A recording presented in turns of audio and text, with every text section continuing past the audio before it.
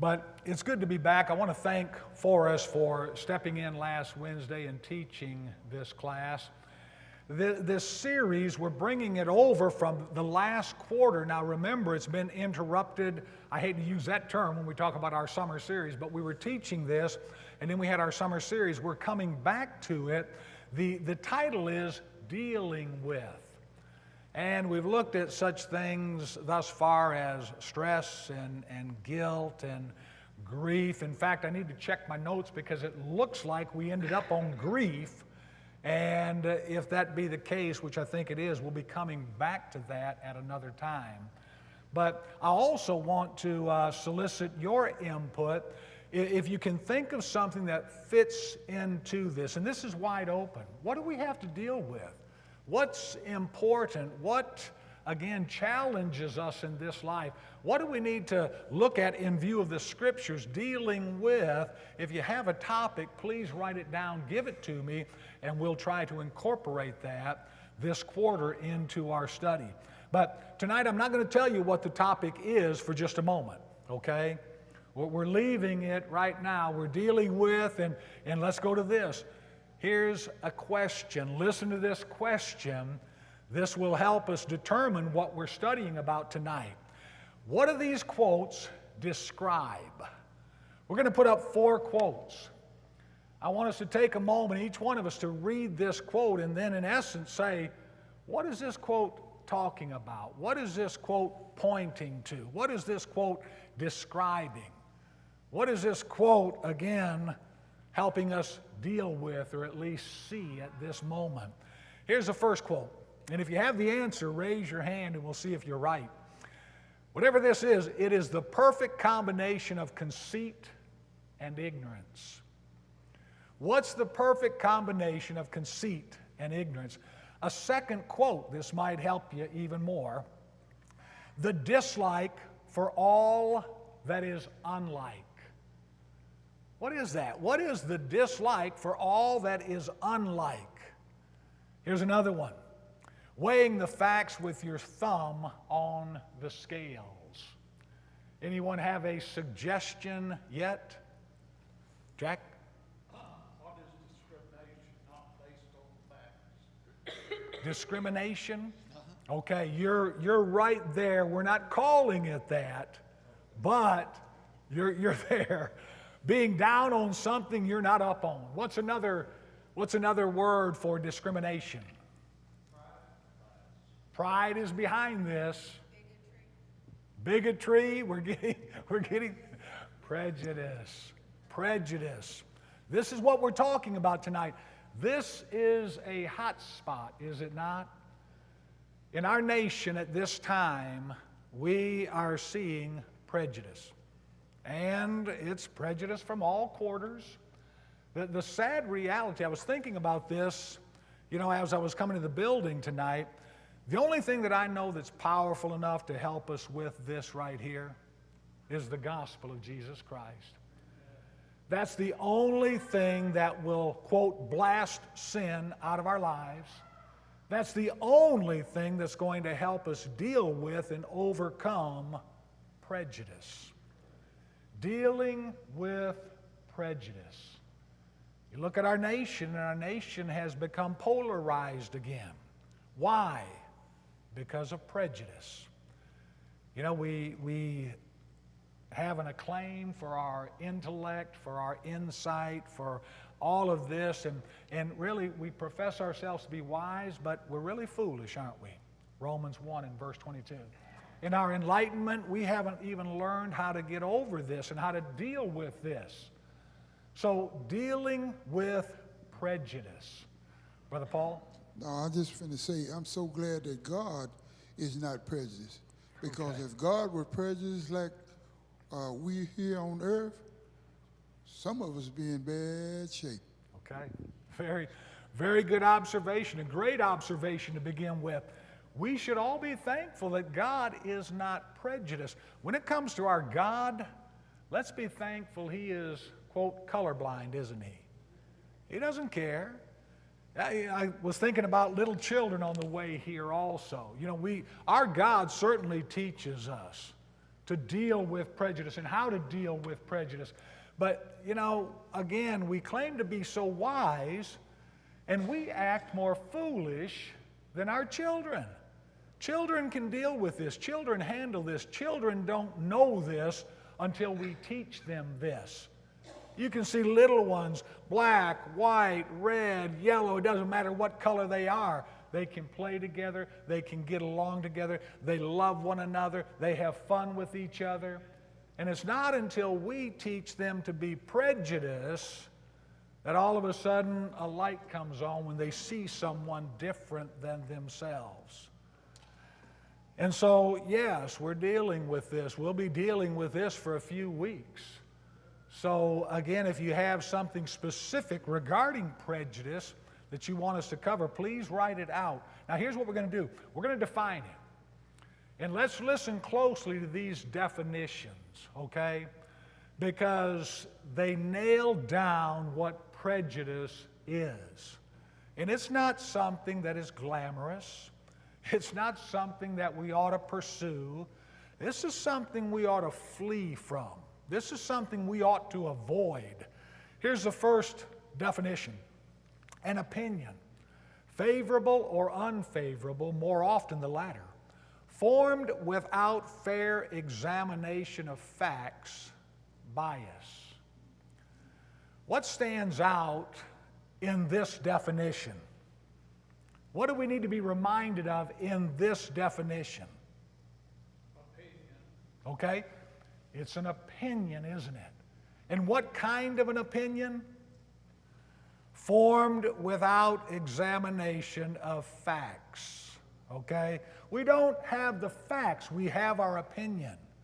But we haven't examined the facts. Notice this. Another definition. Preconceived opinion that is not based on reason or actual experience. Did you hear the first part of this? Preconceived opinion. It's something that we have preconceived. We come into the situation with ideas, with opinions. Typically, as the first quote said, definition, unfavorable opinions. You know, one of the ways to think about prejudice, just the word itself, is to understand that basically what its meaning is prejudge. That's what we've done. We have prejudged an individual. And of course, since we're talking about racial prejudice, racial bias, why have we prejudged that individual? Based upon color. That's it. No facts, all opinion, no reason behind it. It's just, again, we've prejudged them. Again, think about this, an adverse judgment formed beforehand or without knowledge or examination of the facts. So, once again, the same thing again, an adverse judgment, okay? And this adverse judgment, it's been formed beforehand, prejudged. Again, there's no reason behind it. There's no examination behind it. There are no facts behind it. Only thing behind it is itself, prejudice. Preconceived judgment or opinion, an opinion or learning adverse to anything without just grounds or before sufficient knowledge. Notice, knowledge, reason, facts, these are things that combat prejudice, if we're honest, okay? On this side with prejudice, opinion, okay? That's all there is. And a pre-opinion. An irrational attitude of hostility directed against an individual, a group, a race, or their supposed characteristics. And so, once again, this is irrational. Don't try to reason with a prejudiced person. Now, I'm not saying you can't sometime, you can't ultimately, but they're going to have to change their mind. Because reason and prejudice do not go together. You remember Isaiah 1 and verse 18? Remember what the Lord says, come, let us reason together. Even God himself, and I'm talking about because of his word, what it teaches, even God himself cannot reason prejudice out of a person that doesn't want to look at the facts, doesn't want to examine things, doesn't want to reason with God. And so, prejudice. Okay, I see a hand over here. Ken? How about Galatians 3:28? Okay, we'll be getting to that. Okay. Galatians 3 and verse 28. It sort of wipes out all distinctions, doesn't it? Jew, Greek, male, female. Again, those distinctions that we make, and that's regarding salvation, there's no prejudice with God. He, as we'll notice in a moment, he doesn't look at the outward appearance. He looks at the heart. And again, the challenge is for us is to become more like him. As we become more like him, we become less like and less conformed to this world. You know, the reason why there is prejudice is because we're conformed to this world. Romans 12 and verse 2. Instead of being transformed by the renewing of our minds that we might prove what the will of God is, that which is good and acceptable and perfect. And so we're not to be conformed to this world, Romans 12 and verse 2. We are to be conformed to the image of God's dear Son, Romans 8 and verse 29. And when we become more Christ-like, we become less and less prejudiced. We understand that those outward things, they do not matter. Any other comments? We're going to look at some quotes here. Any other comments before we start reading these quotes? Anytime you have a comment, a statement, a question, raise your hand. We'll work Steve out. No, I was just going to say, you know what? It seems like it's so easy for us to believe a lie before we will believe the truth. I mean, even us as Christians, we'll listen to these folks, they'll open up our heads like turpentine. And we'll believe those lies. I mean, you can just put it out there, and they say so and so and so, and we'll carry the news. And we don't know nothing about them people or nothing like that there, but they said that he, whatever, Yep. and we'll believe it. We just like them folks out there. Okay. Very good. Yeah, Helen? Ken, you know, I'm sure that's why God said, unless we become as little children, we're not going to make it in. And I tell you what, it's beginning to look like a lot of us is not becoming like little children right now. So we're just going to have to become strong. And I'm talking about at a time like this is even Christian people that's not even acting like, That's right. we're supposed to. That's exactly right. That's why I think the timing for this lesson is good. I need it. You need it. This nation needs it. We need to get back and again, reason from the Scriptures. Again, not as Paul says, not, well, this person says this. Well, I know this person says a lot of things. That person has a lot to say. Bottom line is, what has God revealed? What does God teach? And who are we going to believe? You know, Satan was called a liar. When he speaks a lie because the truth is not in him. John 8 and verse 44. And it is true. There are times we have a tendency to want to believe a lie more than the truth. But when we believe a lie, we are condemned. Yes, Jackie? I was in training today, and we talked about, as an education, I work at a school district, talking about how the media automatically thinks that our schools, we fight. They're not in the school. We need to turn, like you said, towards God and let Him be the one to guide our hearts and not be prejudiced against other people. Okay. Very good.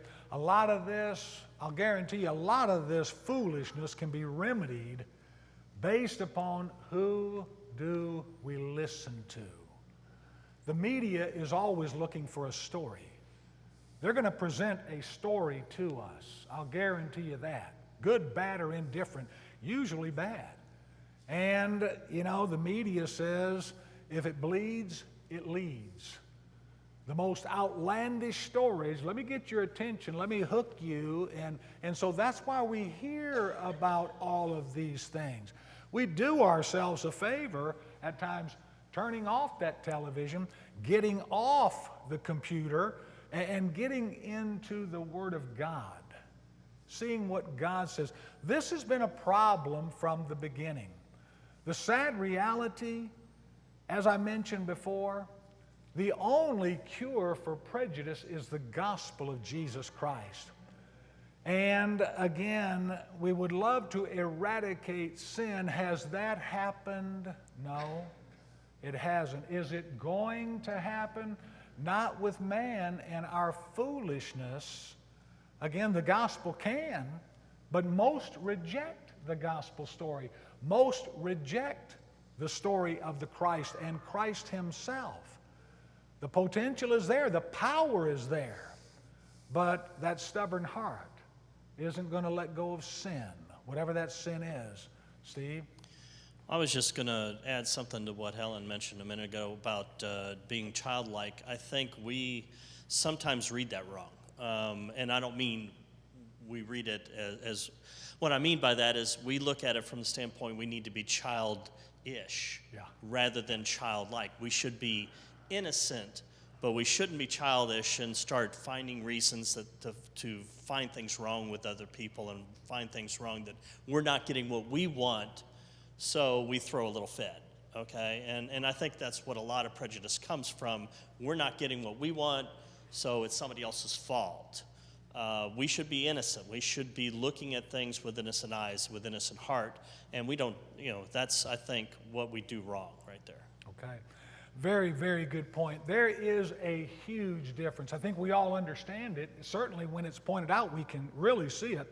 But when Jesus was teaching us to become like children, he is teaching us, as Steve pointed out, to be childlike. They have some characteristics that are just adorable, wonderful, very mature characteristics. He's not endorsing everything a child does. Remember what Solomon says?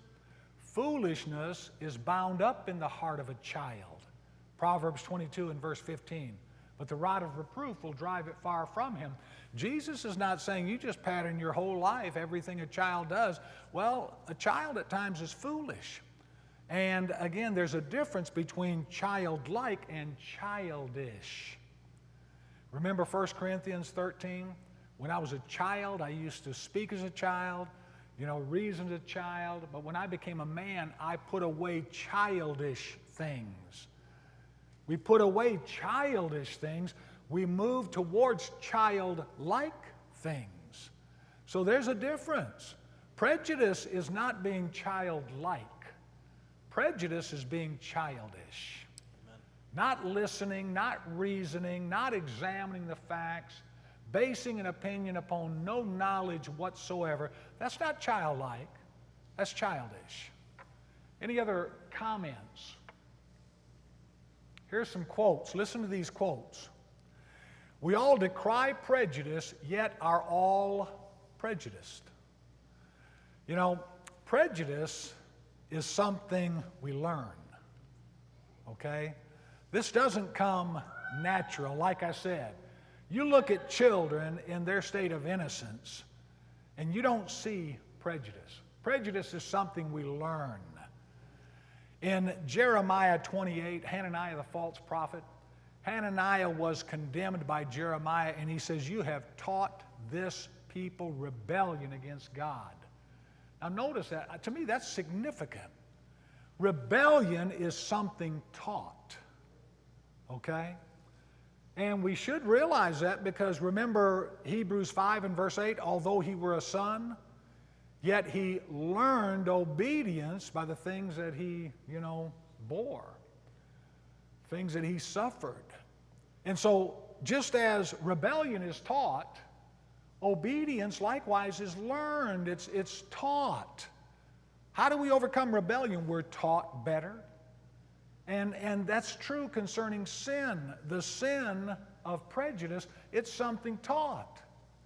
We learn it from those who are older, from those who themselves have become prejudice. How are we going to get over this? We learn something better. We understand something deeper, something that is true, something that is based upon reason, knowledge, facts, examination. And so there's a sense in which I think we all can say that if we're honest.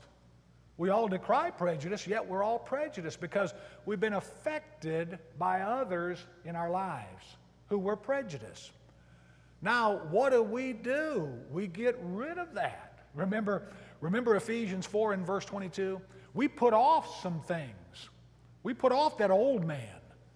But 2 verses later, we put on some things. We put on the new man that's created in the image of Christ. And so we put off prejudice and we put on gentleness and kindness and understanding and love for humanity. And so there's a putting off, there's a putting on. Listen to this next quote. People who are aware of and ashamed of their prejudice are well on the road to eliminating them. You see, we need to know ourselves. Are we aware in our own lives of prejudice? If so, do we boast in that? Are we proud of that? Or are we ashamed of that? Those who are aware of it and those who are ashamed of it, his point is they're well on their road to overcoming it. Look at the next one. A prejudice is a vagrant opinion without visible means of support. I like that. What do we say? Without examination, without facts, nothing but opinion. And so it is a vagrant opinion without visible means of support. Look at this next one. Prejudice is a great time saver. It enables us to form convictions without bothering to get the facts. That's what's happened. That's what's happened. We haven't gotten the facts. We have just become prejudiced. This nation, look at us. No person is strong enough to carry a cross and a prejudice at the same time. That ought to speak to God's children. That ought to have something to say to us as a Christian. No one is strong enough to carry a prejudice and a cross. We're going to have to decide which one are we going to carry. I can't carry both. Remember what Jesus said? Come unto me, all you who are weary and are heavy laden. I'll give you rest. That rest is not from the cross that we are to bear. That rest is from sin. But we have work to do. We're not resting from labor. We're not resting from that cross. If any man wishes to come after me, let him deny himself. Take up his cross daily and follow me. Luke 9 and verse 23. I can't do that. Carrying that cross and a prejudice at the same time. Look at the next one. Prejudice squints when it looks and lies when it talks. Pretty good description. Prejudices are what fools use for reason. Now think about that. A lot of insight there. He finds his fellow guilty of a skin not colored like his own. That's the bottom line right there. That's what prejudice is. That outward veneer is different than mine. So we don't like that. We're going to form opinions based upon that. No knowledge, no examination of facts. Again, that's what he's guilty of. All colors will agree in the dark. Pretty good observation. Prejudices are the change forged by ignorance to keep men apart. That's what prejudice does. It keeps people separated. It keeps people, really hating one another, despising one another. Prejudice is born in ignorance, nurtured in suspicion, reared in malice, and matures in hatred. Notice, the greatest friend of truth is time. Her greatest enemy is prejudice. And her constant companion is humility. And this last one, I think you'll like this. Notice who has said this. It's a little bit comical. It sort of takes the edge off of this weighty topic that we're looking at. But notice this, I am free of all prejudice. I hate everyone equally. Well, old W.C. Fields, you know. But that's the attitude of some people, and it's regardless of color. They hate everybody, even those their own color. They're free from prejudice. They hate everyone equally. An equal opportunity hater, I guess we could call them. But nevertheless, fatal facts for prejudice. Okay, we're going to mention, I've got 13 fatal facts. We could have added a whole bunch more than that. We probably won't get through this tonight, but again, we'll pick this up, and as I've said, we're probably looking at a 2, 3, 4 week, study concerning prejudice. But these fatal facts, the point is, when we understand these, and when we accept these, when we believe these, when we live our lives based upon these, they'll put prejudice to death. We won't be dealing with prejudice anymore, okay? That's how powerful these truths are. First one, prejudice is sin. If I can accept that, then once again, this is something I don't want any part of. And we certainly should be able to accept that. Sin is transgression of God's law. 1 John 3 and verse 4. And throughout the scriptures, we're not encouraged to hate others. We're encouraged just the opposite, to love one another. I was talking to Daniel today, and this subject came up. And, I said, really, you think about this, the world in which we live that does not handle this topic well. If there's any place they should be able to look for the races to get together in harmony, in unity, demonstrating love one for another, it's the church of our Lord.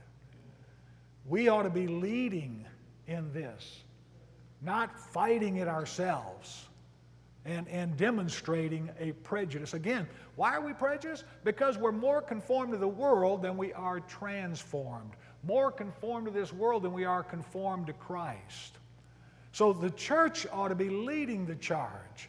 The world, after it tries everything it's going to try, and we go into studies and we get a group to look at this and we spend money on this and we'll, after all that is said and done, the world should say, we need to find out what the Lord's church does, because those people care about each other. There is no prejudice within them. And so this is a challenge. Prejudice is sin. Sin, now think about this, prejudice separates us from one another. Sin separates us from God. Prejudice is sin. So guess what we've done? We've separated ourselves from this person, from this group, from this race. Why? Because we're prejudiced, and in so doing, we've separated ourselves from God also. Not an enviable position to put ourselves in. Prejudice is sin. You remember in Luke 18 and verse 9, the Pharisee, he looked upon himself as being righteous and he viewed others with contempt. There's prejudice right there, manifest in that Pharisee. All others like him, they're okay. But a publican? View others with contempt. There's a malice there. There's a hatred there. You remember Romans 12 and verse 3? We're not to think of ourselves more highly than we ought. And that's what prejudice is all about. Thinking about ourselves and those like us more highly than we should. Denny? One thing we need to look at is who we associate with, our companions. The workplace, almost all the time is divided up with prejudice. And prejudice being sin, sin can corrupt us. No matter how strong we are, it can corrupt us if we associate with sin. Okay. Very, very good observation. It's that simple. What do we tell our children? What do we tell our children when they're associating with the wrong people? They're beginning to get in trouble. We tell them, get away from them, you know? Get away. We'll talk about evil companions corrupt good morals. 1 Corinthians 15 and verse 33. One sinner destroys much good. Have you noticed how one person can destroy the morale of an entire workplace? One bigoted, biased, prejudiced person, and typically this comes with the loud mouth, they can hinder and hamper others. One sinner destroys much good. First of all, they need to be rebuked. Secondly, though, we can withdraw ourselves from them. Come out from among them and be ye separate, saith the Lord. And so we'll just say, hey, I don't need that. Turn with me, and I hope I can find this quickly. Turn with me to the book of Proverbs. In Proverbs, I'm wanting to say it's in the 22nd chapter, and that means it's probably not. Yeah, it is good. Proverbs 22, look if you will, Proverbs 22 verses 24 and 25. Now listen to the reasoning behind this. The proverbial parents are teaching their children, notice, make no friendship with an angry man, and with a furious man do not go. Now here's the reason. Lest you learn his ways and set a snare for your soul. You see, this is what happens. We might begin and we're not prejudiced. But prejudice is all around us, and so the point is, you don't associate with a prejudiced person, with an angry person. Why? Lest you learn their ways. That's what happens. Many a child of God, not just with prejudice, but I'm talking about many a child of God has just gotten too close to the world and worldly associates, and you know what has happened? They didn't change them. They didn't change the world changed the Christian. He or she learned their ways and found a snare for themselves. And so, prejudice is sin. After all the excuses have been made, after all the human reasoning has been heard, the bottom line, you don't excuse prejudice. You don't try to justify it. You say prejudice is wrong. Prejudice is a sin. Prejudice is a violation against God's will. Yes, Steve? I don't know if I really want to bring this up or not, but those that know the Ku Klux Klan, okay, what was their symbol? Their symbol was a cross. And to me, that was such a big violation of what we as Christians should be, that I can't imagine what their thought process was, that they took Christ and his cross and then tried to make it into a prejudice symbol. I just never understood that. And I don't know, I imagine it's affected so many people to turn them away from the church because of what that stood for back then. Okay. Very, very good point. Why would someone take something so ugly, so sinful, and associate it with the cross? Well, what better identity to have? Again, the craftiness of that. Not saying it's right, it's wrong. I agree with what Steve said. That's an abomination. But yet, we're talking about ignorance. We're talking about someone that doesn't examine the facts. We're talking about the naive. You remember in the book of Proverbs, the proverbial father is telling his son to stay away from the adulterous woman. And he says she goes after the naive, the simple-minded. Well, prejudice and sin like that, they also go after the naive, the simple-minded. And so some see a cross and they think, well, this is what Christ is all about. They don't know anything about Christ. They don't know anything about the Bible. They don't know anything about their fellow man. It's ignorance. It's ignorance. Let me tell you a story.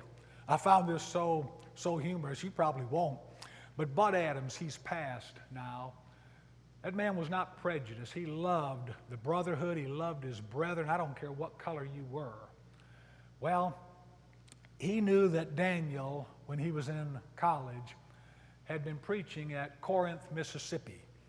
and Daniel was preaching at an all-black congregation. I mean, he stood out, okay? And Daniel loved it. He loved the brethren. They loved him.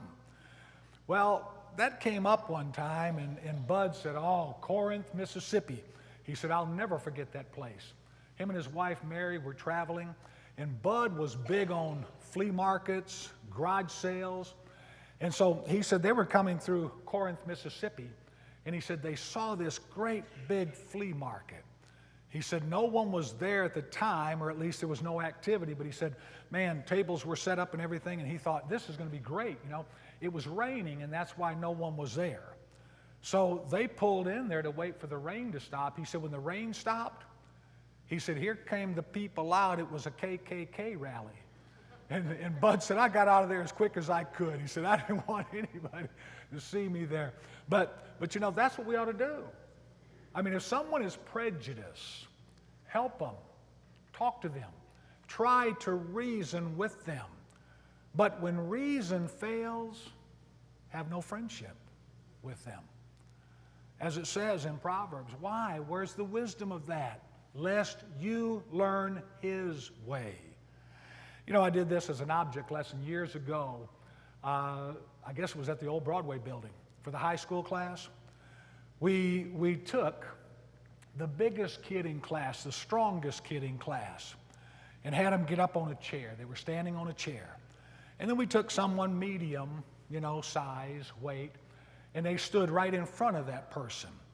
Well, we told the stronger person standing on a chair, try to pull that person up with you. Try to pull them up.